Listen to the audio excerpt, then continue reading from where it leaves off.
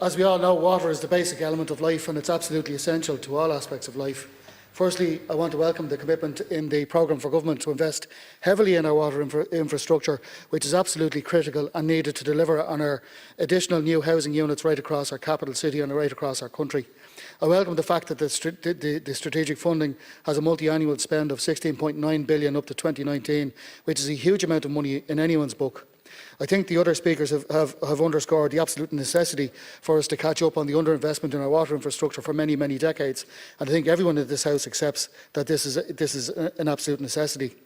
Having said so, I do want to make some general points in relation to Irish water, and I suppose sticking firstly with the issue of the provision of additional housing, I agree with the proposal that we should have some statutory deadlines that are enforceable against Uisce Éireann to ensure timely delivery of houses, particularly in sites where there's more than 100 units can be delivered, and to remove that particular roadblock from housing delivery, and that this is something we in this House can deliver upon reasonably quickly, in my opinion. One of the other issues that I want to raise that during his contribution, I noticed that Deputy O'Brien has mentioned in his contribution earlier on that we should appoint additional judges to shrink down the time for judicial reviews. Now, we would agree with that in principle. However, I don't think it's possible for us to legislate how quickly a judge can hear a case or how long it should take for him to hear or deliberate on it. This is sailing very close to us telling the other branch of government or of the state how to do its business. I think we're kind of treading on difficult constitutional waters there, and we should be very careful in doing so. I would be of the view that given the increasing complexity and the interaction between Irish and European law cases involving judicial review, they tend to be quite complex and multifaceted cases, and they tend not to be so simple single-point cases, but are based on a multiplicity of points across EU and Irish jurisprudence.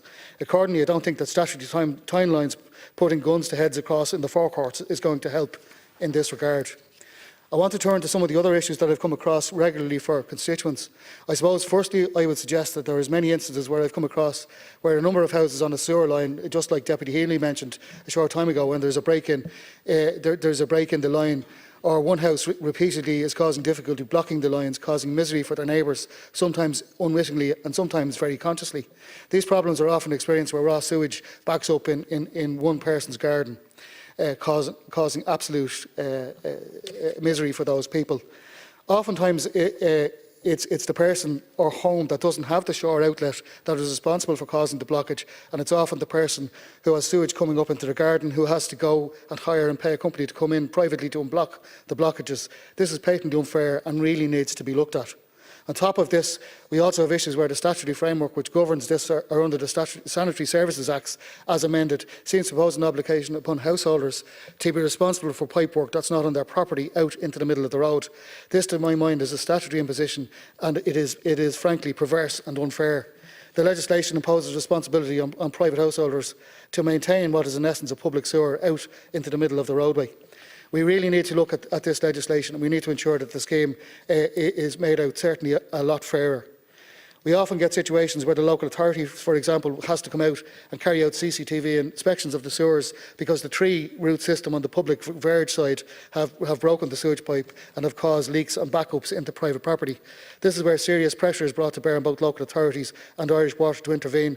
And oftentimes you get first responders from Irish Water coming along saying, no, this is not our responsibility, it's your responsibility as the householder.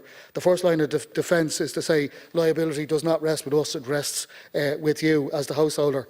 This is despite service level agreements being in place between the local authority and Uisce Éireann.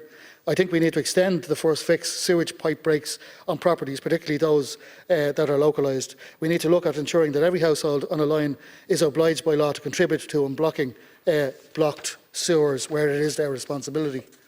The other issue I wanted to mention, of course, is the massive commercial charging by Uisce Éireann upon primary schools and secondary schools. I was speaking to a school principal last week in connection with this, who anticipated that the bill for water, and this is a Dash 1 school, would be between 40 and 60,000 euros. This means that one branch of the state is paying another branch of the state, and it just seems to create an unneeded circle of bureaucracy. I have to say, I've listened to some of our colleagues on the opposition benches across the chamber earlier accusing us of not supporting their bill to make permanent the abolition of water charges. The opposition are well capable of taking legal advice and do so on a regular basis when it suits their agenda. However, it seems to me that this issue has been used as a political football to score points against the government. I'm personally not a fan of water charges, and I don't like them, to be honest. However, Sinn Féin and others are well aware that the Water Charges Directive, it comes from European law, and it's not within our capacity in this House to change it. We must obey it, and I think we are probably in a situation where we are in breach of the directive as it stands. Gur Magat.